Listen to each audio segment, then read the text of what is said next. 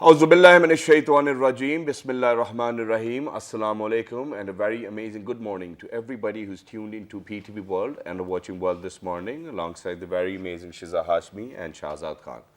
Ladies and gentlemen, Ramadan is the month of festivities. Ramadan is actually the month where we seek forgiveness, where we seek mercy, and where we seek blessings from Allah Almighty.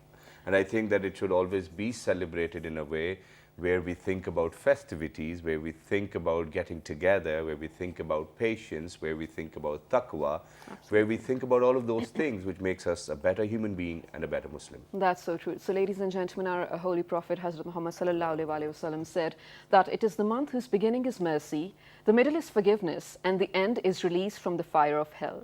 So, ladies and gentlemen, this happens to be the first Ashra, which means we are going to learn to observe and practice mercy. Exactly, and since you mentioned about the first Ashra, ladies and gentlemen, which is definitely known as the first 10 days of the month as well. We've divided the entire Ramadan in 3 Ashras as well, where the first one is about mercy. And we'll start with the prayer of that Ashra 2 as well, which is Rabbighfir warham wa anta khairur rahimin.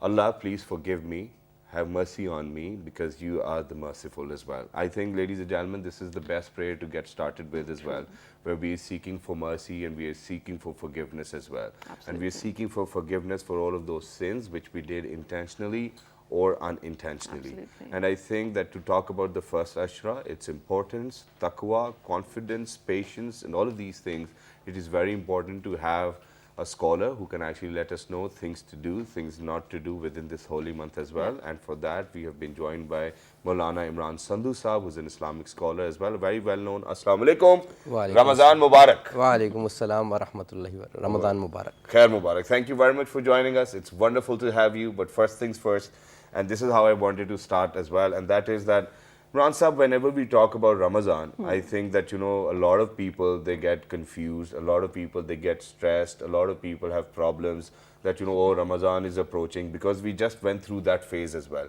And, we have to do this, we have to do that. There's this pressure building from our peers as well, or, Ramadan's coming, we do not have to do this, we do not have to do this. Why don't you think that we need to probably welcome Ramadan with arms wide open, with smiles on our face, because this is a month of festivity itself? Yes, definitely. As we speak of Ramadan, as we are entering into Ramadan, we should, it is the third most important pillar of Islam. Exactly. The first pillar is Iman, the second pillar is Salah or Namaz, and the third pillar is Saum. So, as you just asked me this question, that we should be welcoming Ramadan with open hands. Yes. In the era of Prophet Muhammad sallallahu alaihi wasallam, people would definitely start, doing things that would welcome Ramadan. Like they would be thinking about many things. They would rather plan Ramadan. Exactly. How can we plan Ramadan? But before we answer this question, we should understand the philosophy, what philosophy works behind Ramadan. Exactly. Look, being a Muslim, it actually means that we have to do certain things, Right. and we have to refrain from doing certain things. Exactly.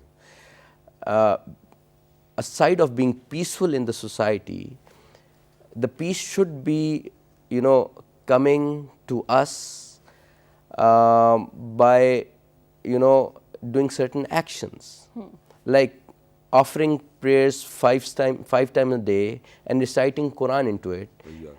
Why do we recite Quran? Because we have to implement that Quran that we recite 5 times a day into our life. Exactly. Right. Ramadan is, from that perspective, Ramadan is the month in which Quran was revealed, started to reveal to Rasulullah sallallahu alaihi wasallam, and it came from the Lawh-e Mahfuz to the first sky, right? So this was the month of Ramadan, and then it was slowly revealed to Rasulullah sallallahu alaihi wasallam in 23 years. Yeah. So in Ramadan, we start by doing suhoor, Yeah. right? And when a person reverts back to Islam, or he is born as a Muslim, regardless of what has happened, our whole life is like a roza, Exactly. a saum, right? We have to refrain from certain acts, like refrain from haram things, and then we have to do deeds as well, good deeds as well. So, in what happens in a saum, the same thing happens in our life generally. Right. Yeah. Rather, saum or Ramadan is a practice of what we have to do in the next coming 11 months. Right. Exactly. Right? So, in Ramadan, how do we practice it? Allah subhanahu wa ta'ala tells us to keep the fast from dawn to dusk. Lots of halal things we refrain from, like food, like drink. We have to keep forbearance on our thirst, and then we have to be patient on our hunger, and then not only these very important things, we also keep fast of stopping those habits that are not good. For example, normally in normal days, although backbiting is a very bad sin, Yeah. but somehow it starts entering into us, and we develop a habit of talking about each other Exactly. in a negative way. So Ramadan is a very, very good opportunity whereby you can start refraining and practicing to stop backbiting. Right. Right? And then lots of ethical and moral values. The companions of the Prophet, as they would enter Ramadan, they would not relax themselves from their daily duties. They would go to work. Even they went to jihad in Ramadan While fasting. while fasting. But then they would increase the level of dhikr, they would increase their level of patience, forbearance in Ramadan. They would not, even in normal days, if they would get angry with someone, in Ramadan they would stop getting angry with it for the sake of practice, for the sake of pleasure of Allah subhanahu wa ta'ala. Sir, but since we are definitely talking about Ramzan, you've talked about all the things that one has to practice during this month. I mean, this is definitely a great thing for one's own personality as well. But when we think about our Creator, Allah, putting us through this test, there's definitely a wisdom behind it. Let's talk about that. Because a human cannot probably comprehend what the real objectives of this are, right? Yeah. So there are quite many, wisdom behind, putting 1 month. Look, first of all, there are, if we go or ponder into this, how the Ramzan is set up or organized for Muslims. Like, we've got a month, whole of a month, that is fixed for fasting. Right. Why whole of a month? Why not 30 days, any 30 days of your choice? Right. Right? The reason being, you have to go in as a nation. This is a big time festivity for Muslim nation, as you called it, as right, absolutely. like going in together, keeping the fast together, thinking of the poor people who are mostly starving together, and then stopping from bad deeds together, changing altogether an environment, changing your personality in a positive way. Right. And then, of course, thinking about the less lucky people. Exactly, and we'll definitely talk about it in detail too as well, ladies and gentlemen. But then at the same time, I think it is very important to witness scientifically what actually happens to our body when we keep a fast, and which means to remain hungry. And it's not just remaining hungry; it's just refraining yourself from saying something bad to somebody else, harming somebody. Any sort of sins. Harming from your tongue or probably from your hands. So for all of those things, ladies and gentlemen, here's a video which is actually going to let you know what happens when you fast. Your body when you fast in each stage of the 30 days of fasting. Stage 1. During the first couple of days of fasting, both blood sugar level and blood pressure drop. The body starts the cleansing process, and the first few days are the hardest as they are usually accompanied with headaches, dizziness, nausea, and intense hunger. Stage 2. During the second stage, the body becomes accustomed to the fasting schedule and the digestive system is able to rest. The digestive system focuses its energy on cleansing the body and healing the cells as the white blood cells in the body start to become more active. During this stage, the organs start their repair process as well. Stage 3. By the third stage, energy levels will have increased, your mind is able to concentrate better, and an overall feeling of wellness overtakes you. During fasting, the body's healing process becomes a lot more efficient, and so the body repairs any damaged cells during this stage. During this stage, the colon, liver, kidney, lungs, and skin are detoxing by eliminating toxins. Stage 4. During the last 10 days of fasting in Ramadan, the body has become accustomed to the fasting process. Your body becomes more energetic and you experience improved memory and concentration. At this stage, the organs are finishing up their healing process, and once all toxins are removed, the body is able to function at its maximum capacity. These are just some of the physical benefits of fasting that will take place within the body. But the spiritual benefits this month are far greater than anything mentioned here. So imagine, ladies and gentlemen, other than the religious benefits and other than the blessings which will be bestowed upon you in the month of Ramadan, there are scientific reasons of getting fit and better and having a great memory as well. Right. Because of the fact that you were fasting. Yeah, that's true. And you know, even science tells us that how to intake food regularly on a daily basis. And it says that the biggest meal of the day should be early in the morning, and relatively smaller after that towards the evening, and the smallest meal of the day should be before sleeping. And that is what Ramzan teaches us as well, right? Exactly, but this is not what we do over here, because over here we are very habitual of eating pakoras and samosas in iftar, and you know, I think that we love it. And you know, every Pakistani, in fact every Muslim all over the globe looks forward to Ramadan because of the fact that, you know, the type of cuisine we eat in this month is just superb. It's just fabulous. It spoils our taste buds and whatnot.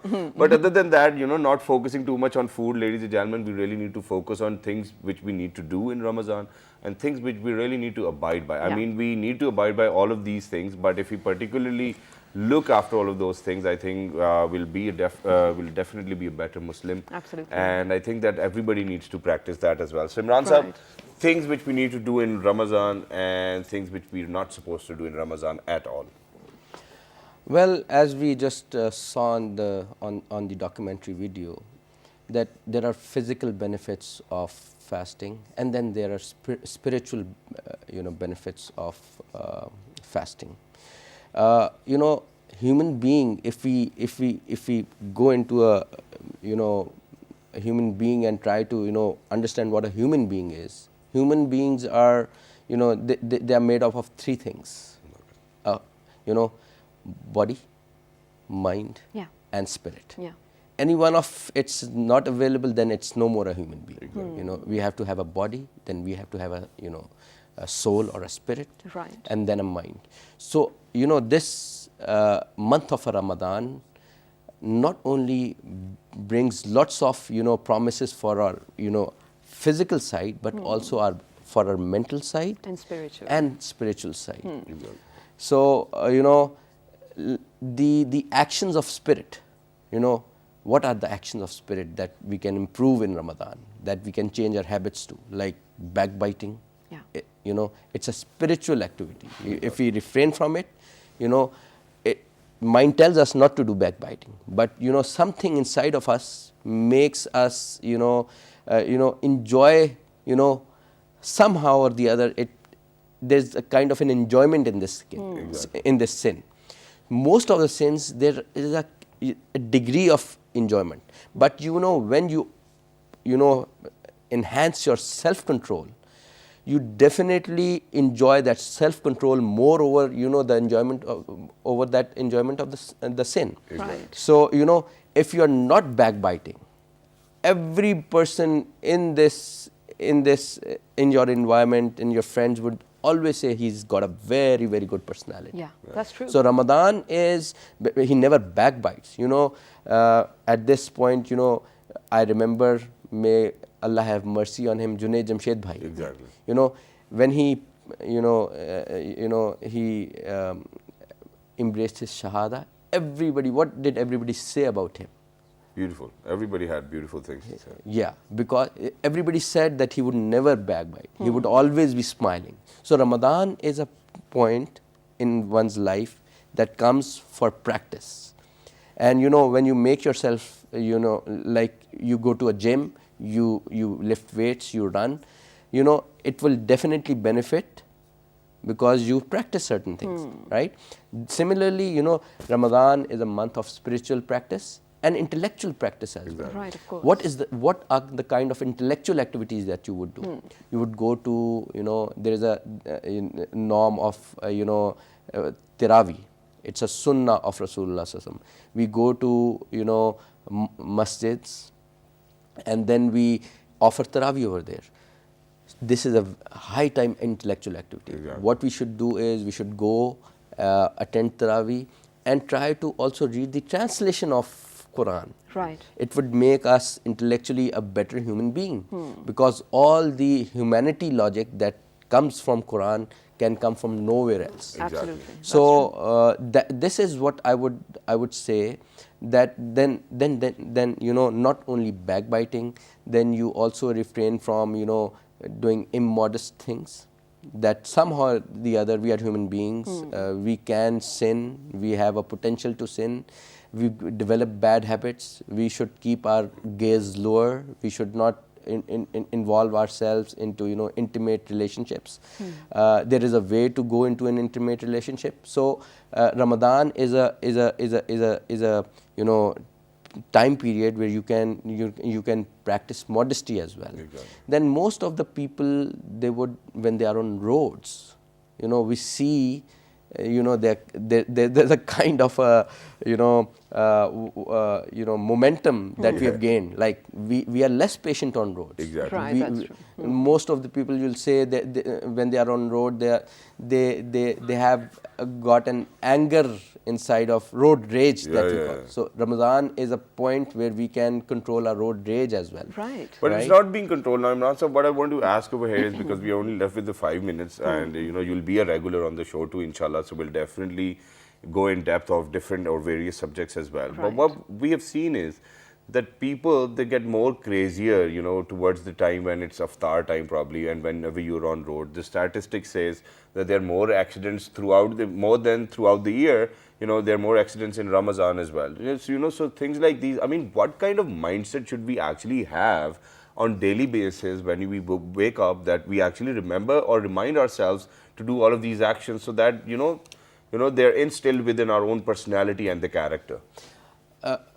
It's a very, very pertinent and a very, very good question, as always. I always feel like that.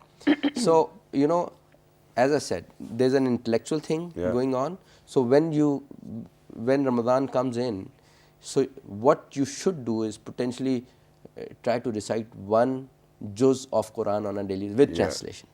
In Quran, it will tell you how to be patient. What are the rewards of being patient? How to change yourself. Ramadan is an opportunity of transforming oneself. We see transformation, bodily transformations here and there nowadays. People going to gym, making weight loss. So the same weight loss kind of a transformation should come on the spiritual side as well. Okay. And again on the intellectual side as well. The more you gain intellectually, the more you lose, bad deeds, trying to sin, try to stop yourself from sin. So, the first thing that one should take care of is that as we enter Ramadan, we start feeling hungry. What would we do? Yeah. Right? Like we start, rising up very early. Yeah. Going for tahajjud. There's a whole lot of new scheme of things coming into life. Exactly. Right. rising up early is a little heavy on one's nafs Yeah. or one's soul. So this is the first level of change that one starts, experiencing.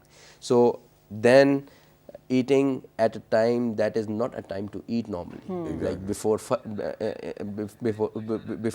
Sadiq, and then driving to your office, trying to refrain from again changing the habit, trying to refrain from being angry at a person who is doing some kind of a wrong thing, doing mistakes on the road. Rather smiling instead of that. It's a difficult thing, but yes, we can Exactly, do and that. I think all of these points, ladies and gentlemen, are fabulous to start your Ramadan with as well. We'll definitely be in conversation with Maulana Imran Sandhu Saab on regular basis. We'll be asking him about different problems which people definitely encounter. But it was a beautiful thing to wrap up the segment with, where he said that we actually need to change our habits. For example, just keep a smile, wear a smile. This is the best curve on a human body, and I think that's what we need to look forward to. Absolutely. So ladies and gentlemen, on this note, we're heading out to a very short break. When we come back again, we have something very informative for you in store, so stay tuned. Because we want Deen and Dunya to go parallel. Let's do it. Good morning. Good morning.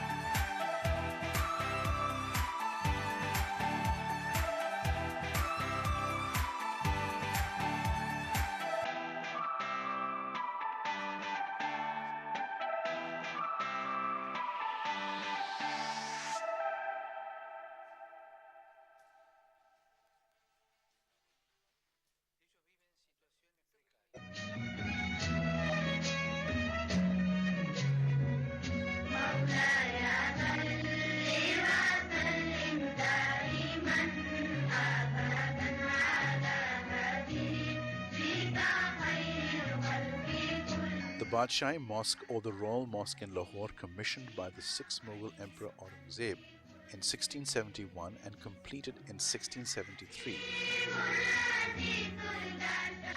is the second largest mosque in Pakistan and South Asia and the 5th largest mosque in the world. Epitomizing the beauty, passion and grandeur of the Mughal era. It is Lahore's most famous landmark and a major tourist attraction.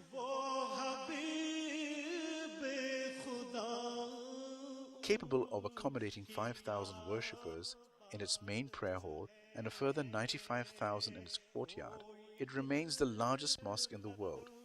From 1673 to 1986, a period of 313 years,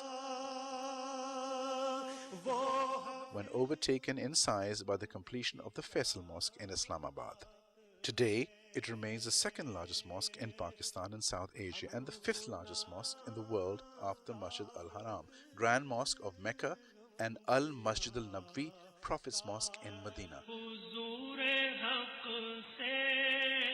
The Hassan II Mosque in Casablanca and the Faisal Mosque in Islamabad.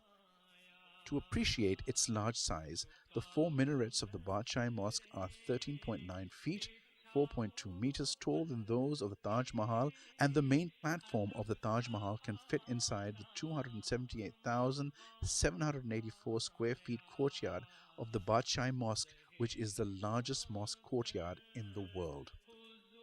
Architectural wonders of Pakistan.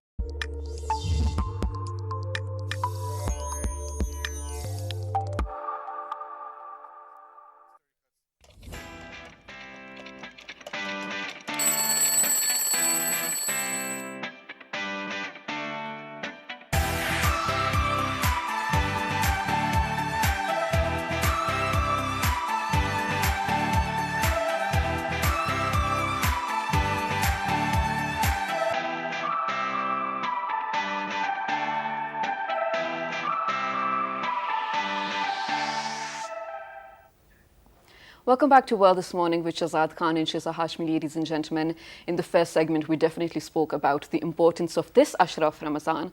And Ramadan Mubarak to everyone out there, all the Muslims who are watching and even the non-Muslims who are definitely observing this month with us. Exactly. But right now, ladies and gentlemen, we are going to talk about something that is such an important part of our lives now, because we are, a part of a generation. When we wake up, the first thing that we do is use our phones, use the social media apps that we have downloaded on our phones. And should I tell you, especially when we are talking about Ramzan as well, my Ramzan updates are also on my phone, of course. This screen learning and everything. When even on my way to work, I'm listening to surahs and everything on my phone.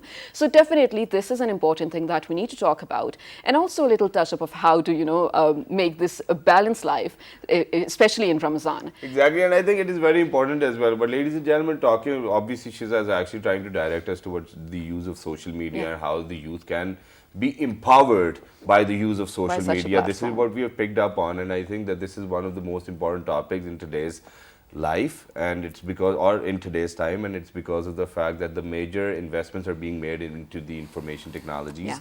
And not just the information technology, in fact, on all of these platforms as well, where these platforms tend to go bigger and bigger in terms of the number of users. Every day the number of users are increasing. So we probably need to have a check on what's happening and how we can probably protect ourselves from all the wrongdoings which are actually taking place on the social media. Because whenever we talk about social media, I think that a lot of news is most of the time fake from those sources which are unreliable. And half of the time you'll see the post which might say, oh, you cannot imagine what a father did to the daughter, and it's just for the sake of generating traffic. So I think that clickbaits usually. So these practices actually need to stop as well. But where do we actually put our foot down on saying that okay, now this is something which cannot happen, or this is something which is deteriorating our youth towards some other motive, or probably or is having a bad influence on us too as well. We have actually been joined by somebody who's a lawyer, and we have been joined by somebody who's a motivational speaker today, ladies and gentlemen, to speak about all of these issues.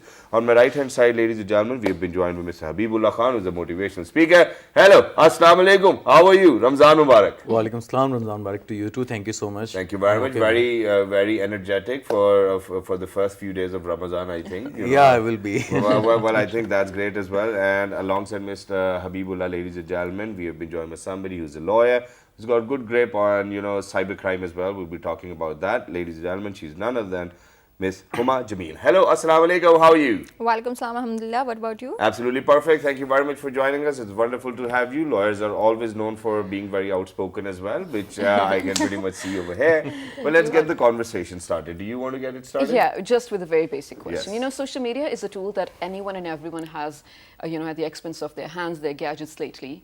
So this is definitely empowering people. But how can we use that into, turn that into positivity? Because a lot of people out there that we know are using it in a negative way as well. Well, I guess we need to understand what actually social media is. Apart from connectivity, it's more of a flow of information. We are at every second there's a different types of information. It's being processed by different types of backgrounds and by different types of resources. So when we are connected to the people, we don't even know, there's a robot or there's a genuine person on the Facebook or on Snapchat or Instagram or whatever kind of app that we are using. Talking about empowerment, about you can say 70% of the revenue is being generated through social media in the world today. Talking about digital marketing, talking about social media marketing, talking about any campaign that is being run by any kind of the company, it's on social media.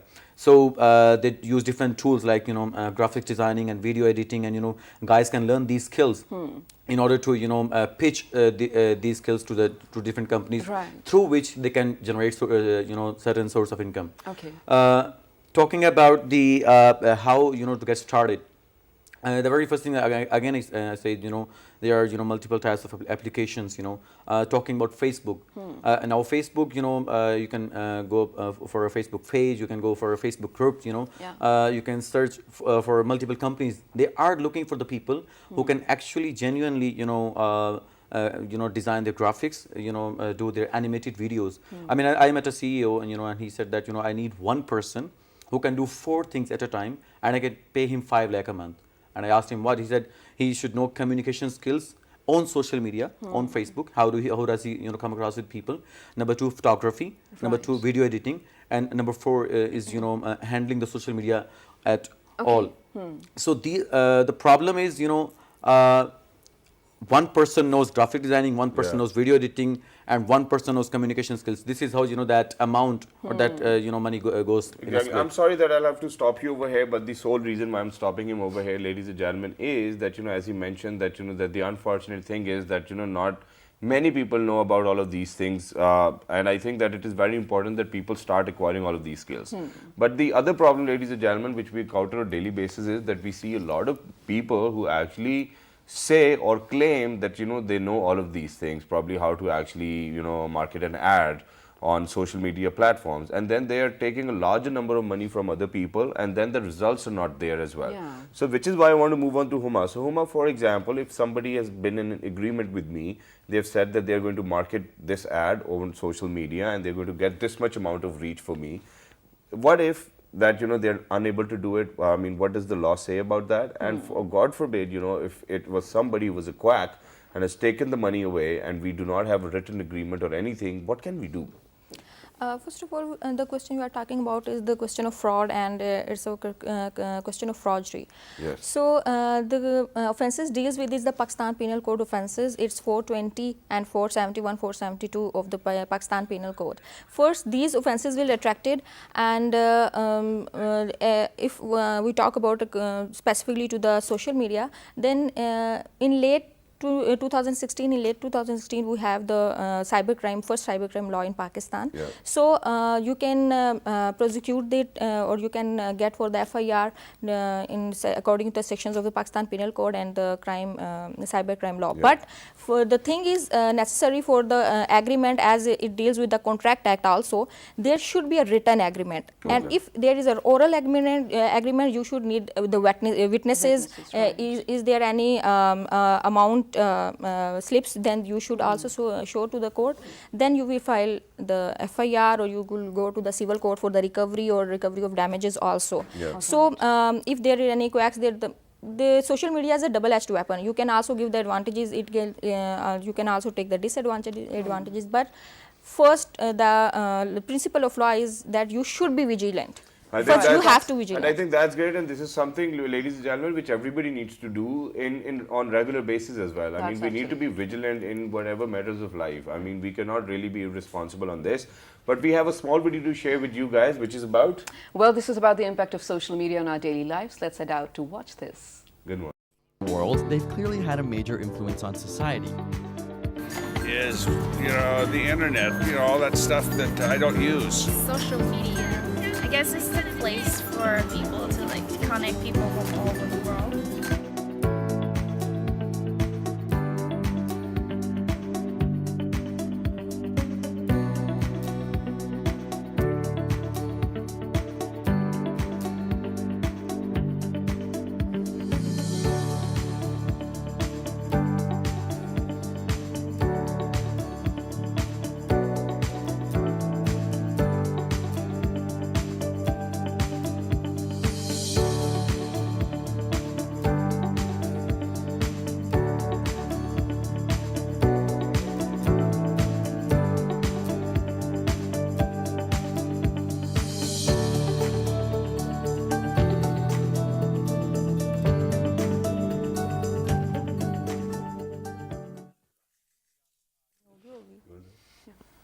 Well, this was, of course, informative. But Shazad, there's this one thing that we do lack in Pakistan, especially in our culture, in different parts of the world as well, but that is media literacy.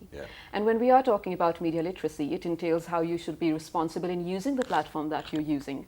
Responsible in understanding the sources of the information that you're looking at. Are they credible? Are they authentic? And then sort of direct your behavior, your faith, your beliefs towards that as well, if needed. But I feel like everyone around me does lack media literacy. I mean, we are definitely using so many.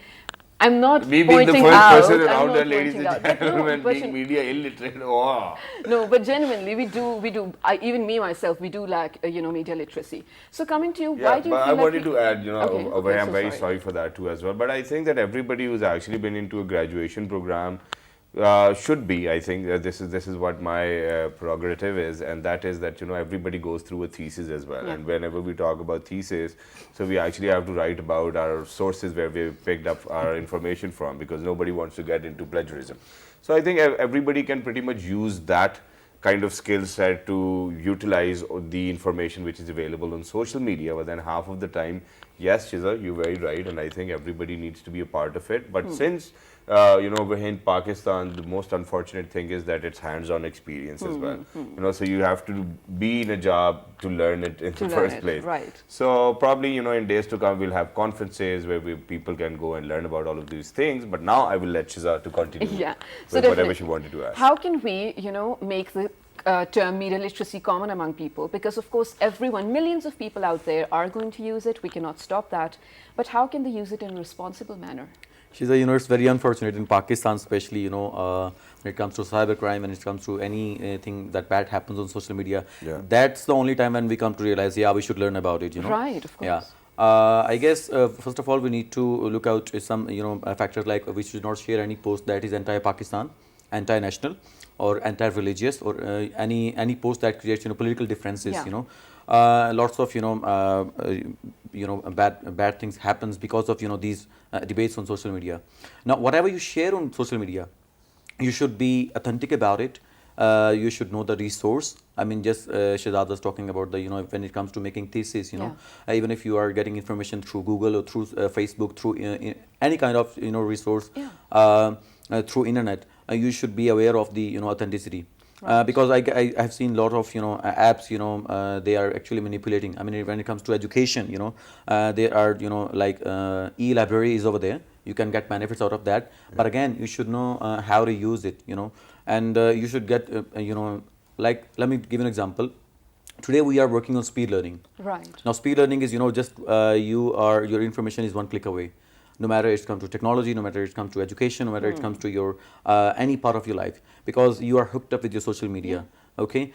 Now, talking about how to make it common, I guess we can approach our universities, we can approach our colleges where these youngsters, they are using social media. We can go, you know, deliver some workshops over there about the awareness of the data or of the information that is being, you know, shared consistently from the, you know, right resources or the wrong resources. I guess this is what one of the practices that actually we have been doing also. I mean, through our, you know, forum BYSP, we are doing that. I mean, we went to Cholistan and we did this practice, I mean, on within 15 cities. Because I guess in every university there is no specific program for, you know, teaching people how to use social media. Right, we have the technology, we have Facebook, we have Instagram, but we don't have, you know, instructions. We don't have somebody to tell us this is the way you have to use Facebook. Right, it doesn't come with the manual. That's absolutely true. But ladies and gentlemen, you know, social media happens to be a platform where anyone can share anything, and this was just a few days back. I think I came across the news. It was about a very sick-minded person who was using his Facebook to upload videos about torturing animals. There was this small kitten that he used to torture, and then there was a group of people who were actually demanding for these videos. While that person was then again, of course, caught by police, and then he was in the jail for a let's say, short period of time. But Huma, you know, you have to answer this, because when we're looking at this sort of news, definitely a lot of people are going to learn from him and say, we're not going to do it. But a lot of people, a group of people are definitely going to take that as an example and be like, मैं अपना Facebook इसके लिए use कर सकता हूँ, you know, for likes and everything. So how can we go about that? I mean, क्या scene है? First of all, this is not the first case in the history which I saw that. There is a lobby, there are multiple pages, there is a, you can say, the group of people who are running these kind of pages and these kind of videos just not to gather the data, but also they are playing with the psychologies of the people. There are, as we have the lack of psychologists, we have no psychologist in our universities, we have no career counseling debates over there. So this is the main reason. That's why I think this kind of videos are viraling on the social media. And if I am talking about the law, so as you said, there is no proper kind of punishment for these kind of cruel videos, as there's obviously 2 to 3 years imprisonment only or some little bit fine, but it should be a deterrent punishment for the all of our society, for the Facebook users or the Instagram users or whatever, because now social media is a proper subject. We should include that subject in our syllabuses also. We should have the instructors in our schools, universities to guide the people how to use the Facebook, as there are the Facebook policies, but unfortunately Facebook is failed to implement his own policies over there. So we can only give awareness about them. Laws are there, but again I said the implementation of the laws is always a question mark. Very well said. Thank you very much for being with us. It was wonderful to have you. It was lovely to have you, especially in the month of Ramadan as well, where social media, ladies and gentlemen, I think plays a very vital role in spreading the message of peace, harmony and love too as well. It is always your I think preference to look for what kind of content you actually want in your life. There's a lot of content, there's variety in it, there's variation in it, and then there's ruthlessness in it as well. So please make sure to opt for whatever you think you'll be fine with. That's true. I really hope you guys took away something from our show. Shahzad and I have done a lot of talking for the day, since we are definitely fasting. So for all of you out there, I really hope and pray your roza goes smooth till Iftari. And I guess do remember us in your prayers as well. And I guess it's going to be time for us to pray now as well. And I think, ladies and gentlemen, for every Muslim who's out there who's actually observing or keeping their fast, and unfortunately for all of those Muslims who cannot keep their fast, what you can do is probably pray as well. But do not forget to write to us on our Facebook fan page, which is with the name of World This Morning. On Twitter. World This Morning without a G. On Daily Motion on YouTube. World This Morning. And this amazing repeat's going to be 5 past 11 p.m. tonight. Till the next time, look after yourselves, ladies and gentlemen. Good morning. Good morning. Thank you.